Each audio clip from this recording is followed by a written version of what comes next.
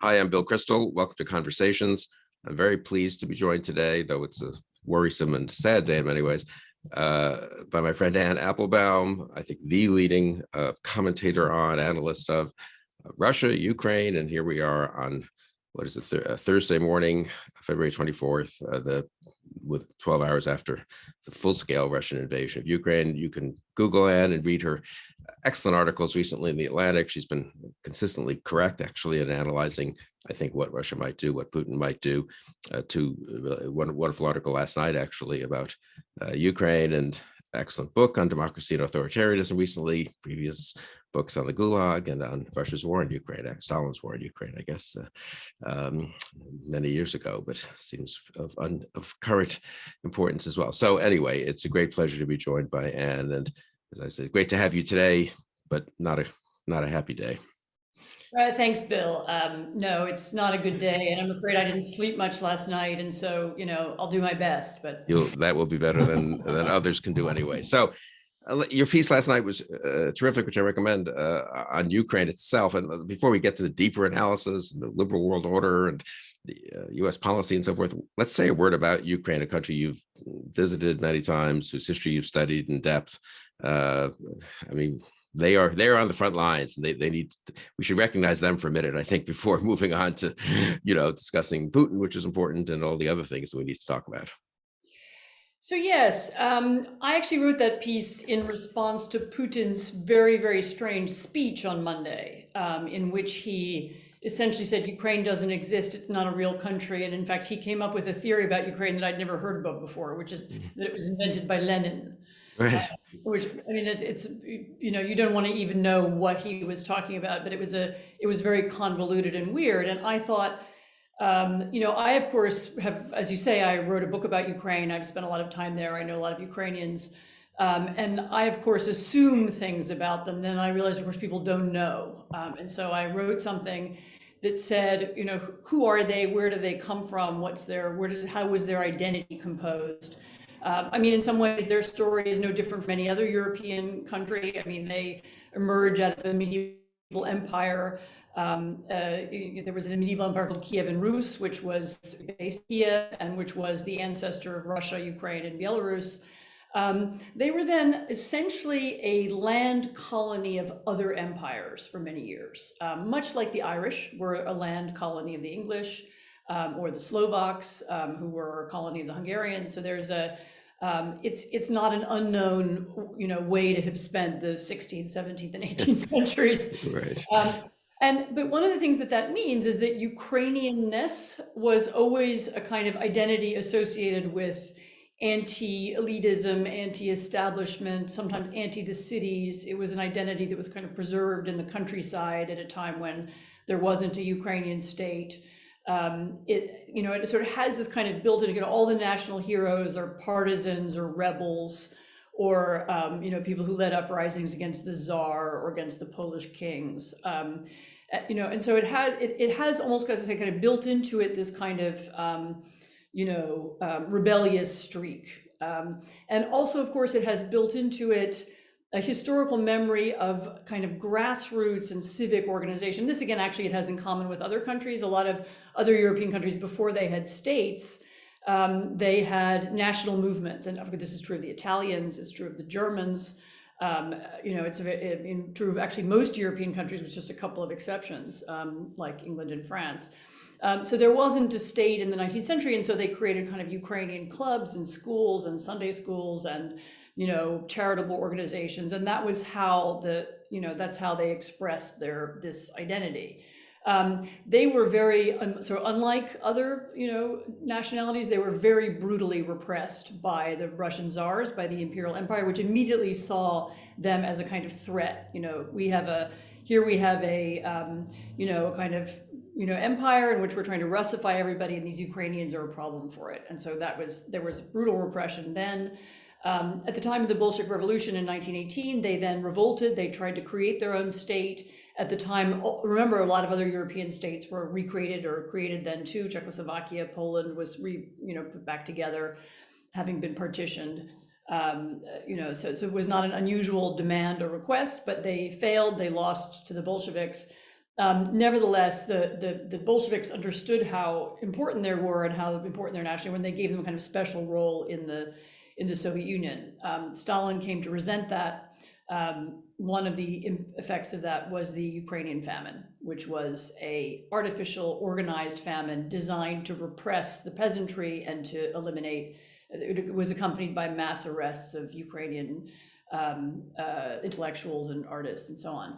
I mean, fast forwarding to more recent events, one of the longer term effects of this was that Ukrainianness in the late 20th and 21st centuries also became caught up with this, was the idea of democracy and democratization. So saying I am Ukrainian in the year 1993 meant that you were in favor, you were anti-Soviet, you were in favor of integration with Europe. And that actually grew stronger with time.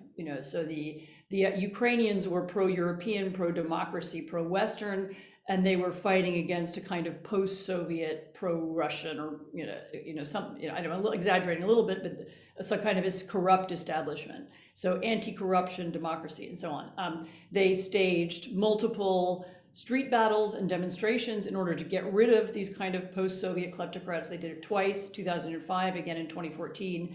And I think actually it was the success of 2014 when the president of Ukraine, if you may remember, fled the country, that has set the stage for the current events. So Putin, like the czars and Stalin before him, perceives Ukrainianness and its links to democracy and to the West and to democratic ideas as a kind of personal threat to him. So he sees it as a the kind of revolution that took place in Ukraine in 2014 is exactly the kind of revolution that he is personally afraid of, that he's afraid of that happening in Russia. And so the need to eliminate Ukraine or destroy Ukraine, I mean, he's actually talking about it for a decade. And you could hear it in his voice on Monday. It's not just saying, we're mad at them, or, it's like we're going to eliminate them. And there's a really worrying kind of genocidal tone to that, that we're going to physically eliminate these Ukrainians. That makes me worry. But that is the true source of this conflict. It's not about NATO. It's not about geopolitics. It's about that. Yeah, no, I think that's very important. I think one reason you've been so right the last few weeks, and it's not worth relitigating these debates, the true, honest debates about what Putin's intentions were, and maybe he would just do a small thing or try to gradually strangle them as opposed to launch a major war. I think you saw earlier on the extent of Putin's fear and of his ambition, I guess you could say also, and of his paranoia, and we've ended up where we are. It is striking how much it's occurred to me the other day. We old anti-communists used to complain that the Soviet Union had 3 votes at the United Nations, which seemed a little weird. Why did they get 3? It didn't matter. Who cared in the General Assembly? But they had 3 votes. And the reason they had 3 votes is that you could agree the Ukrainian Soviet Socialist Republic was, even in the Soviet Union in a funny way, right, considered an actual nation. It was a nation. The conceit was that had voluntarily joined this wonderful union of Soviet socialist republics. But it is interesting that even then the Russians sort of acknowledged, you might say, that it was a nation in and of itself. And of course, they voted overwhelmingly for independence very, very early on. And just we'll get out of the history here in a minute, but they also gave up the nuclear weapons which were stationed on Ukrainian soil in an agreement in 1994, in which we and Russia and Great Britain, I think, guaranteed in effect the sovereignty and the territorial integrity of Ukraine. Right. That's right. And so, yes, you're right. So the 1991 was the effect again of one of these grassroots organized movements. It was called Ruch, that created, and it means movement, that was created in the late 80s. It led to a referendum on independence in 1991, which was overwhelming, actually, including in Eastern Ukraine, including in the Russian-speaking parts of Ukraine. And Russian-speaking Ukrainians are Ukrainians. Right. They're not Russians. And yes, one of the in that moment of pleasure at their independence and trust in the people around them, and actually their close historical links with Russia, they did give up their nuclear weapons. They did sign that document. Unfortunately, it's not really a binding treaty or anything with guarantees in it, but there is a piece of paper that says, Ukraine's sovereignty and territorial integrity are guaranteed by America, Britain, and Russia. This is something Putin never talks about. He never brings up. it's in his account of the 90s that he occasionally gives, he always leaves it out. Yeah, no, it is striking. I mean, what about, say a word about Zelensky, about President Zelensky, who I knew nothing about beyond the typical newspaper headline, sort of, former comedian who kind of weirdly, becomes the president of Ukraine, defeats the Russian-backed candidate. But he's been awfully impressive, has he not, the last week or two? I mean, those So I had speeches are really seem pretty extraordinary to me. But his speeches have been excellent. The only thing that I'm disturbed about was whether he took the American warnings of this seriously enough, right, early enough. And I fear that he didn't. I was actually in Ukraine, in Kiev, in late December. I met his chief of staff there, and they didn't think, they had all kinds of theories about what might really be happening, and it was a bluff and it was pressure and so on. And I am not sure they took it seriously. And that would be, we won't sort of know much, we won't understand, we need sort of the long light of history to make that judgment, because we're going to see how the Ukrainian armed forces and the Ukrainian population act in the next few days. But Zelensky actually, is a totally interesting character for a lot of reasons. Okay, first of all, he's Jewish, and the fact that that's not a big deal and hasn't really been an issue, right. is very interesting, because the popular conception of Ukrainian nationalism is that it would be ethno-nationalism, and it would be, anti-Semitic, and it would be against. And actually, Ukraine, without anybody ever telling them about civic nationalism, I doubt anybody who voted for him even knows that expression, they do have something like that. In other words, meaning that that anybody who lives there is a member of the nation or of the state, and it's not about pure ethnic identity. That may come from the fact that they're bilingual. Everybody speaks Russian, Ukrainian. Everybody has kind of mixed origins. Lots of people are intermarried with other people. And that maybe that's the source of that kind of tolerance. And the If other I'm not thing, mistaken, just I think in the speech he gave in Russia, the part of the speech he gave in Russian when he spoke a couple of nights oh yeah, ago, no, he spoke on the night of the invasion last night. He spoke in Russian and addressed to himself to Russians. yeah, and in that he mentions that his, I think, grandfather fought in the Soviet army against the Nazis after the Nazi invasion. He doesn't mention, I think another, maybe a great grandfather, who I think died in a concentration camp before. At least he had close relatives, I believe, who were sent to concentration camps because they were Jewish. So it is an interesting, I think that was maybe less necessary or politic to mention in that speech, maybe less relevant in a way. I think he mentioned it because in Putin's announcement of the war, which was a very bizarre statement, Putin said this is about denazification of Ukraine. Yeah. And so Zelensky felt it was important to say, not only am I not a Nazi, my family died in the Holocaust. I don't know if they died in camps or if they were shot in forests, which is mostly what happened to people. Probably, yeah. But anyway, that's just a side thing. But he's been, so. But the other interesting thing about him, and is that yes, he's a comedian, and this is a not unknown phenomenon in our culture to have TV personalities become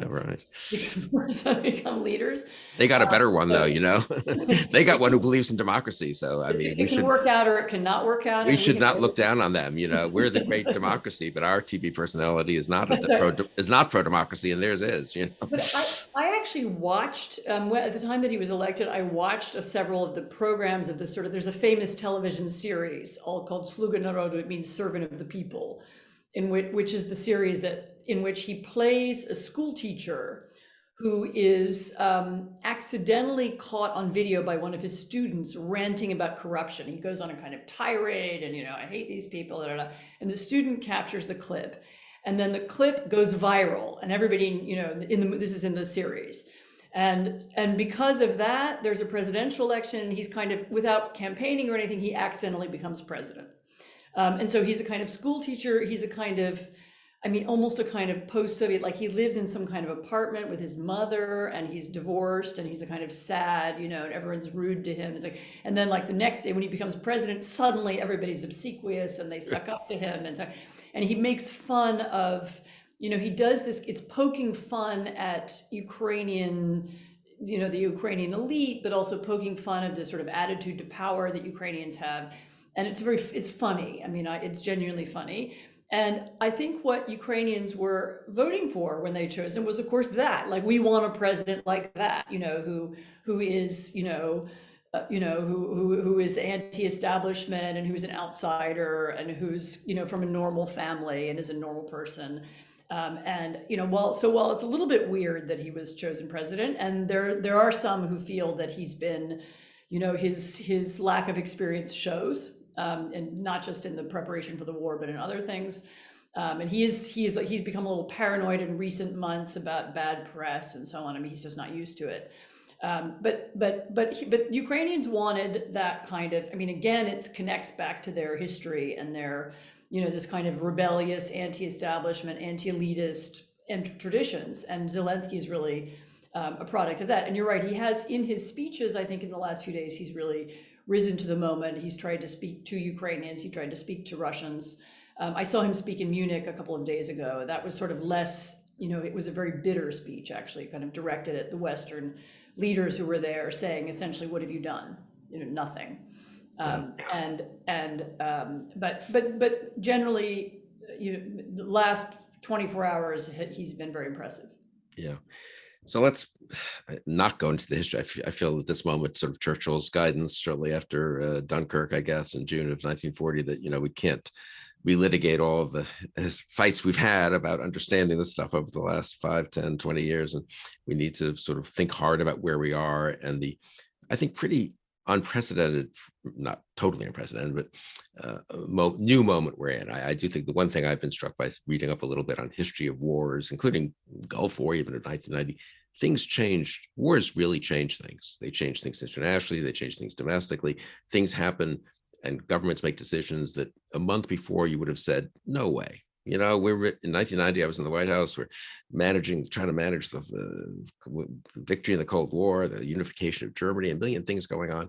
If you had said Saddam Hussein's going to invade Kuwait, a little country we had no treaty relationship with, within 3 months, 4 months, we're going to have 500,000 troops in Saudi Arabia, a country that had never had U.S. troops. We're going to have a war, but they're going to stop short of Baghdad. I mean, the whole thing would have been so but it happened. And in those cases, I think those are mostly the right decisions, but, it happened because one thing leads to another and the world changes more than one thinks, I guess so stipulating that it's therefore hard to predict where we'll be.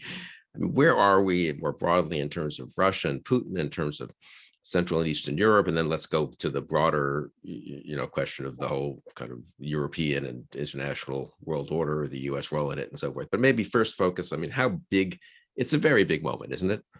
It's a very big moment because it's shown the extent of Putin's ambition. If he's ambitious enough to want to take all of Ukraine, which it seems that he is. I mean, there's bombardments all over the country. There are troops going in the north and the south. And he's, according to U.S. intelligence, he has a plan to capture Kiev and execute the leadership of the country. Of course, we don't know whether that's going to all happen, but the extent of his ambition means that you have to consider that the ambition would go even farther. Right. And the idea that there might be a spillover of this war into Poland, you can imagine.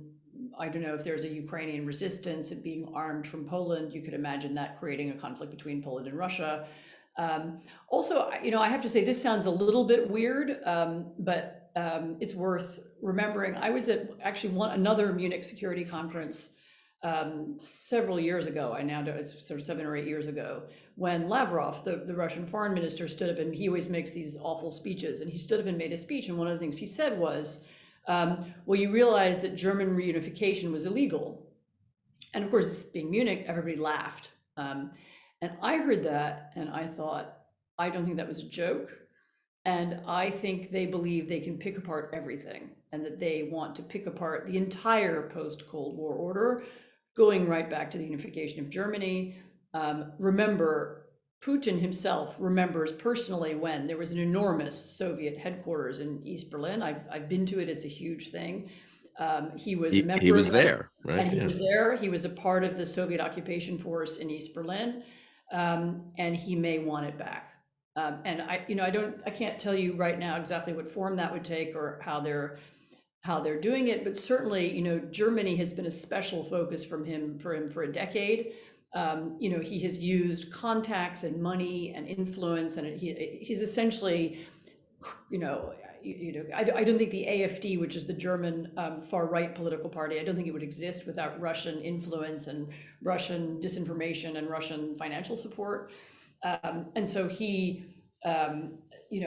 had designs on Germany and has been trying to shape German politics in different ways for a long time. I mean, the fact that a former German chancellor, this is Gerhard Schroeder, essentially works for him. He works for Gazprom, which is it's the Right. semi-state, semi-private Russian gas company that is essentially funds a lot of Russia's foreign policy projects, means that they're very ambitious when they think about Germany. So I think the first thing that it means is that there is imminent and immediate danger to NATO and to NATO actual members of NATO, which of course Ukraine is not. I would include the Baltic states, but I would also include Poland, I would include Romania, and maybe someday Germany. Yeah, and the takeover of Belarus has really moved the border literally to the of a puppet state. What will probably be a puppet state to the Baltics. That's worth mentioning actually, which is that another thing that we've learned in the last few weeks is that essentially Belarus is now a part of Russia, which was not the case before. There are now Russian troops based in Belarus, so that means that the Russians have a border with Poland, they have a border with Lithuania. And they are, there are a few from Belarus. I can't remember what the number is, but a few kilometers from Vilnius, and so they now pose a kind of danger to NATO that they did not previously, and that is going to have to, I think, immediately affect how we think about NATO, how NATO thinks about troops, bases, arms, strategy, when and how to conduct exercises, what to be prepared for.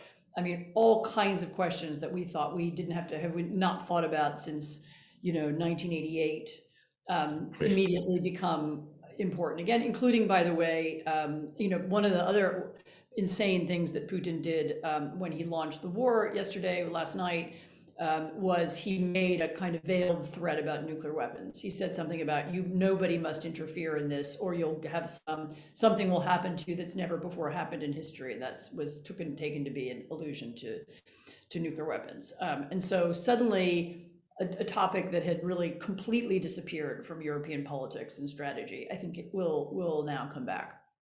Yeah, no, people don't understand. I mean, I'm old enough to remember that U.S. doctrine was that we would use, because it's kind of amazing in retrospect, tactical nuclear weapons in Europe, if necessary, or at least had the option to do so. Why? Because it was very hard to defend it conventionally against overwhelming Russian numbers on the front in Germany or up further north, elsewhere, throughout Europe. So on the Cold War front. So yeah, no, I mean, all kinds of questions get raised that we thought had been put to bed. I was in Munich at the Munich Security Conference, not to dwell on that too much, in 2007, when Putin gave this kind of famous, notorious speech that was the kind of not his first, but maybe his first real declaration of hostility to the West and to the post-war Cold War liberal order. And I remember at the time, Iraq, we were in this beginning of the surge in Iraq, but Iraq had been, of course, the topic for the last 3-4 years. And most of the people I was with were anti the Iraq war, certainly the Europeans. And there was a lot of, this is what Iraq has done. It's provoked Putin to this point. And I remember at the time I said, well, look, you can disagree with me on Iraq. Maybe you're right. Maybe I'm wrong. But I think it goes beyond Iraq. And of course, we had President Obama and we got out of Iraq, and we made clear that that wasn't the kind of foreign policy we anymore sought. And obviously Trump, neither with Obama nor Trump.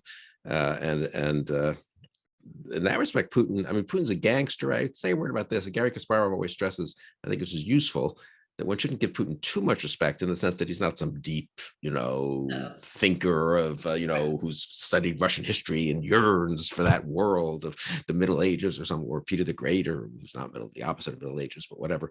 He's a gangster thug and a kleptocrat and so forth. But I agree that if he were, this is where most of the analysts then said, I think contrary to you and to me, I followed your lead on this, that, that's why he'll be cautious. He's a gangster mafia kleptocrat. It's just the way they cut a deal that you don't want to get in over your head. So, you control the heroin trade in New Jersey, but you don't try to take over New York as well, because it's too hard, right? That he will be cautious in what he does. But he's somehow both combination of a mafia kleptocrat, but also the ambition is pretty grand. And I guess he sees the upside of making Russia great again with Belarus and Ukraine. Maybe they'll join Russia in 2 or 3 years if he conquers them, right? They'll have, quote, referendum, and suddenly he's the guy who put it back together after all these decades.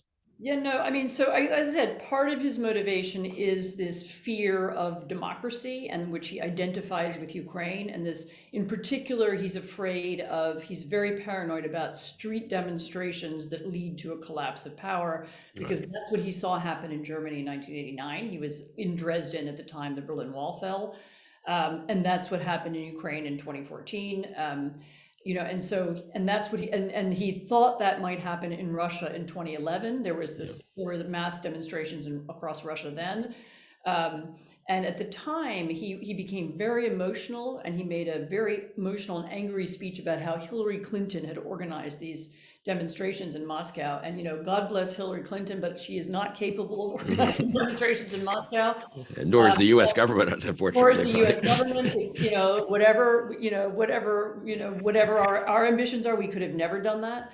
But the fact that he thought that, or that he said it, I don't know whether he really believed it, but he does identify this kind of, this demands for justice, and the demand for freedom, and the demand for the right to vote. He identifies that with Western powers and Western influence. And in that sense, he's of course sort of right. I mean, that is what people want. People do want Europe, and they, in 2014 in Kiev, they waved the European flag. And they do want, they would describe themselves as wanting to be a normal European country. And by normal, they mean democratic and, with integrated borders and so on.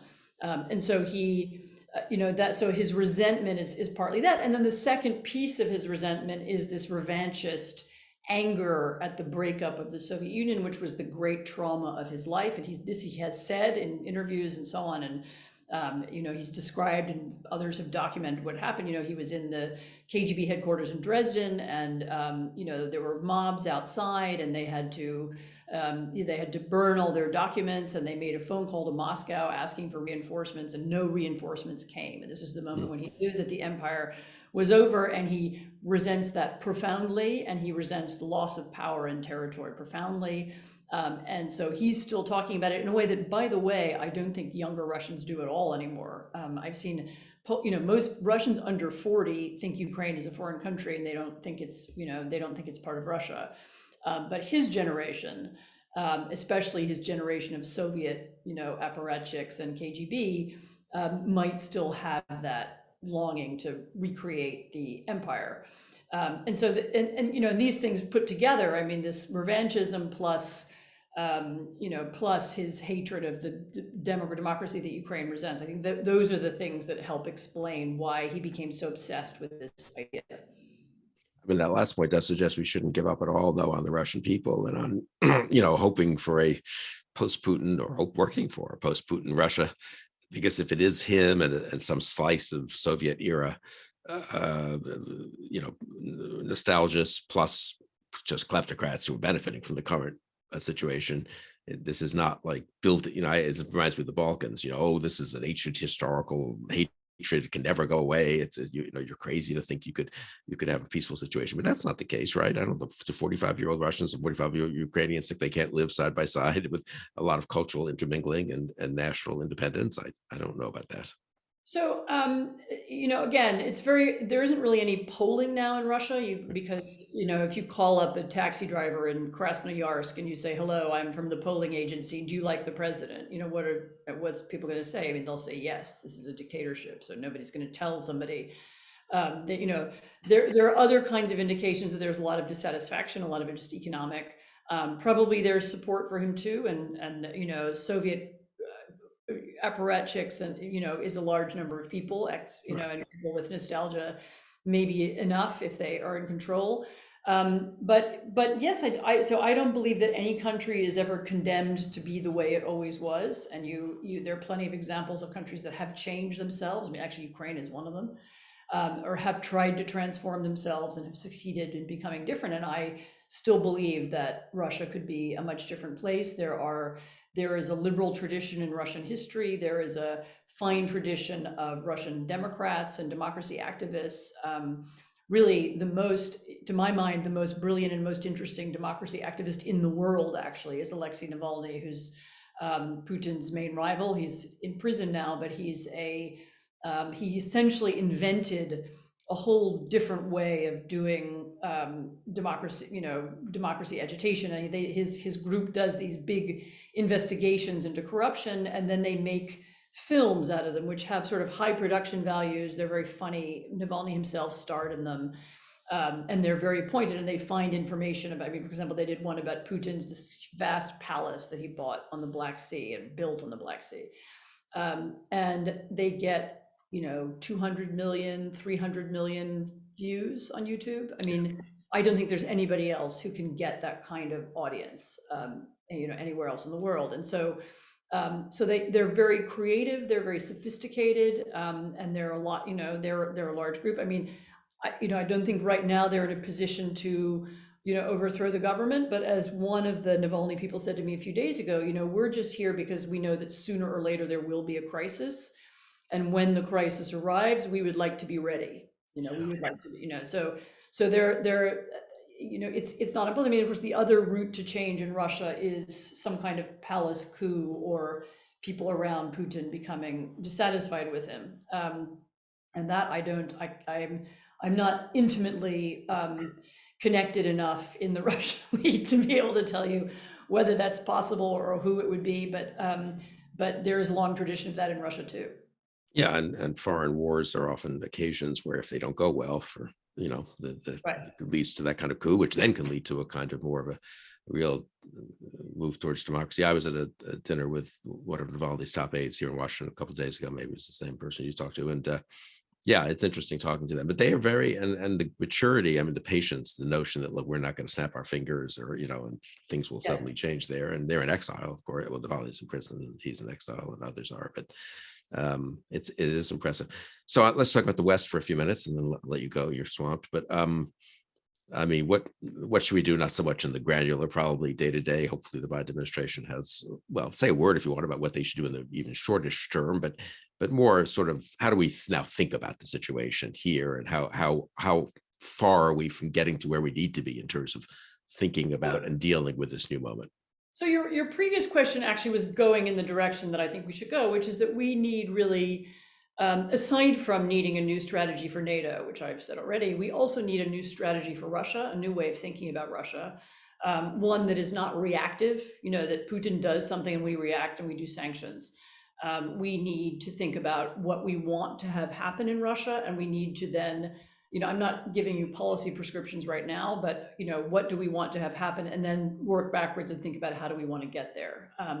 We need new forms of public diplomacy. We need ways of talking to Russians. We don't have that anymore. There's still kind of Radio Free Europe, Radio Liberty exists, but it's very, very small. It's very good, by the way. It's very well run, but it's very small. It doesn't have the kind of reach that it could have. How do we reach people? Do we need to create a Russian language television station? How do we, not necessarily just through money, but how do we bump up support for Navalny and the other organizations that are working for change in Russia? And I don't mean necessarily revolutionary change, but just, mentality change. How do we start thinking about that and doing that? I mean, these are, as you know very well, these are things we could do in the past, and we thought about them during the Cold War, and there's no reason why we can't begin to think of them again. In addition to that, I mean, the process of rooting corrupt Russian money out of all of our economies, and I mean America, Britain, France, Germany, Italy, Spain, Portugal, everybody, Austria, a big one, is going to be a long project. Out of the banking system, eliminating the money laundering that enables Russians to steal money from their own country and then park it in the Côte d'Azur, or in Knightsbridge. That has to end, and we need to be very firm about ending it. I mean, I do feel that in Washington, there's a mood to do that. I don't know about everywhere in Europe. You can hear it. Senators talk about it. There are bills kicking around. Biden had spoken about it in the context of even of the democracy summit that he had a few months ago. And so that's the other, I would say, the third piece of it. I mean, there's a military piece that has to change. There's a kind of strategy and communications piece that has to change. And then there's a lot of stuff for the Treasury to do and maybe Congress to do in terms of thinking really hard and all allies about how we eliminate Russian money and the influence that it buys actually from our public life. I mean, you can see you can see all over the airwaves that there is Russian influence in American media. You can see it in the parts of the business community.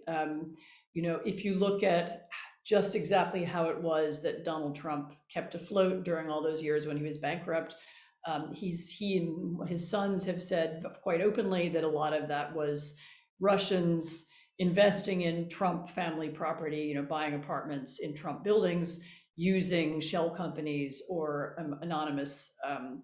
anonymously owned companies in order to do that. So they knew a lot of their money was coming from Russia all the time. I mean, that Trump wasn't particularly unique in that.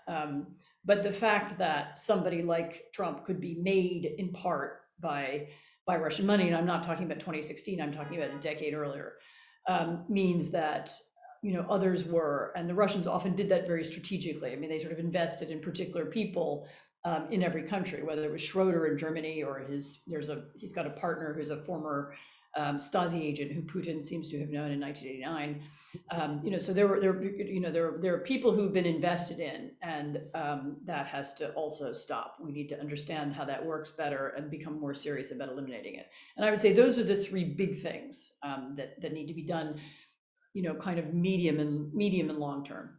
Yeah, the extricating of Russian influence from the Western economies, ours, but really much more even, of course, in Europe, where it's really so pervasive, and which has helped the economies in the short term, if you London real estate and so forth. But I mean, that's something people haven't really come to grips with. I think you're right. People are not talking about it in a serious way. Hey, well, why do they can't we seize their yachts, that are here in the Caribbean or something? But I mean, that's a huge effort by itself. And then the weakening of the Russian economy through SWIFT and major sanctions, as opposed to sort of the rather minor ones we've done so far.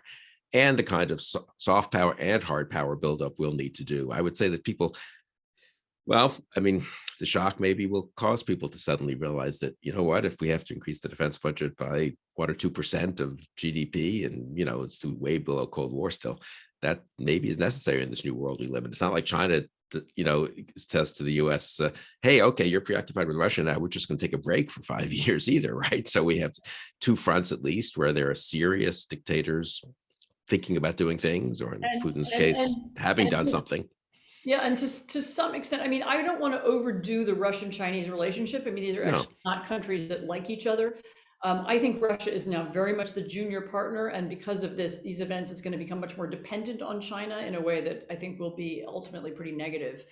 But they do, and there are also big differences between them in the way they behave. And, I don't think China is at all excited about, some kind of economic collapse thanks to this happening, or, Right. Europeans not having money to buy stuff from China. Nobody's going to like that. But they do share now, and this is also something I've written about in the last couple of months. I mean, they do share together with other kind of kleptocrats around the world a kind of common set of values now. And I don't want to dignify it by saying it's an ideology, because it's not. And Chinese communism and Russian nationalism and Iranian theocracy and Venezuelan Bolivarian socialism are different, but they share certain things, and they share a common one of the things they share is a common distaste for the West, for Western democracy, for the language of democracy, and they are willing to help one another when they get in trouble. So they're willing, countries that are sanctioned will now, the China will invest in sanctioned countries, and Russia and China together will bail out Venezuela, and the Iranians are talking to the Belarusians now, and those are not like deep historical, and I don't know when before in history Iran and Minsk ever had anything to do with each other, but now they sense that they have something in common. And because of that, I mean, I think that should also be realists need to acknowledge this as well. I mean, the idea that, people sometimes say, there's this idea about Asia first, we really should be fighting China and not Russia. We don't get that choice. Like Right. the Russians, they hate us for what we are. It's not because it's nothing, it's not because of something that we've done. Right. And their interest in being close to China is not something that we can right now pick apart, at least not when we have this Russian leadership and this Chinese leadership. Yeah, and Bob Kagan pointed out recently in the 30s, it's not as if Imperial Japan and Nazi Germany had close relations or liked each other much or had Right, historic, much of a historic right. relationship, but they observed what was happening in each theater and they took advantage of moments when things were happening in the other theater and they ended up as allies, of course. But so I think, yeah, you don't need to posit some kind of mystical relationship among the authoritarians to be worried about authoritarianism on more than one front. Well, let's close with that. You've written a whole book on democracy and the twilight of democracy and the challenge of authoritarianism. You mentioned the piece you wrote last night that this is Ukraine is now the front line of that fight. I would say a word about the broader. I don't want to say ideological fight because it's a real fight. It's not just a fight of it's like debates of ideas. It's not a war I of mean, ideas. what's that? It's not a war of ideas, it's a Yeah, war. it's a war of right. It's a war between nations informed by different ideas, I guess, or a war of aggression in the case of Russia. But say a word about. I mean, how do you think that stands? How confident are you in the resilience of democracy? How worried are you about I mean, the 21st century, contrary to what pretty much everyone would have thought, I guess, 10, 20 years ago, could be a century of the rise of authoritarianism and very ugly kinds of authoritarianism. So I worry that we are in a struggle, and we don't know that we're in the struggle yet, or we haven't known at least up until now. Maybe this will be the moment that changes it. That the need to band together as democracies to find ways to reinforce our democracies is not just a task for. I mean, as of course you and I could have a completely separate, whole long conversation about American democracy and what's wrong Right. with it. And I'm sure that's what you talk to all your other guests about. So Mhm. you don't have to do it again.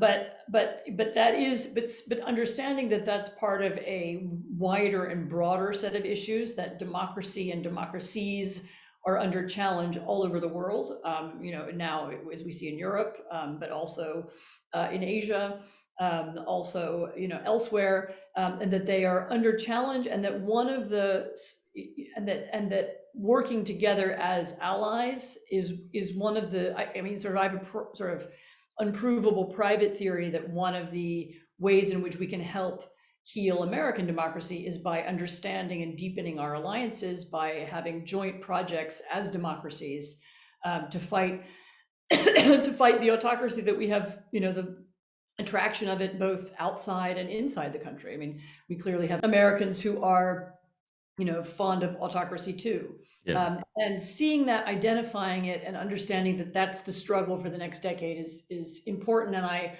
hope that we're going to have the wisdom as a nation to see that.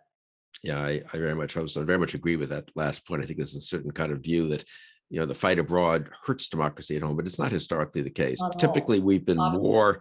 we've advanced democracy more at home, typically, when we've also been cognizant of and engaged in trying to defend it and advance it abroad. And I don't think that's an accident, actually, that people have, but it cuts a little bit against the notion that all this stuff abroad detracts from democracy. But now it's actually quite clear, isn't it? The anti-democratic forces in the US are friendly to the anti-democratic forces in the world. I mean, it's not, I mean, Trump and Putin are Trump admires Putin and they're so to speak allies, which means we should certainly be allies with the democracies. I won't go on. I'll let you go. Anne Applebaum, thank you so much for all the writing over the books over the years, the articles recently and forthcoming, and most of all right now for taking this time to be with me on Conversations. Thanks, Bill. It's always a pleasure to talk to you. And Thank you. and keep up the good work, and everyone should follow. And You thank too. you all for joining us on Conversations.